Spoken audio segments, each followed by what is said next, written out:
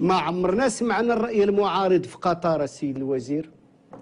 لم تنقب الجزيرة ولو مرة واحدة في تاريخ الأشخاص الذين تورطوا في الانقلاب المضاد اللي عرفته قطر في السنوات الأولى تغيير الحاكم السيد الوزير.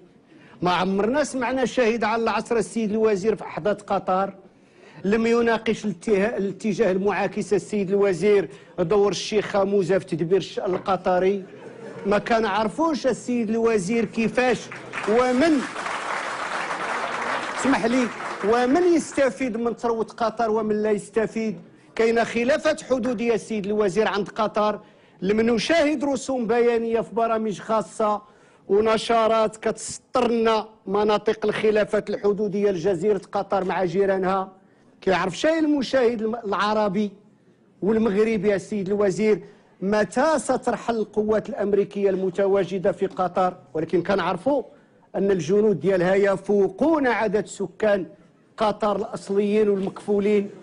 لم يسبق لنشرات الجريدة الجزيرة القطرية سيد الوزير أن نفت أو أكدت زيارة أمير البلاد لإسرائيل، رغم أن العلاقات بين قطر وإسرائيل سميتو ومصالحهم متعددة.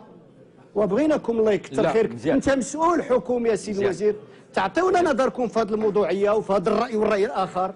شوف ما كاينش الراي الاخر اولا البريملات ديال البترول السيد الوزير هما اللي تيدزوا في الوصلات الاشاريه. شوف قناه الجزيرة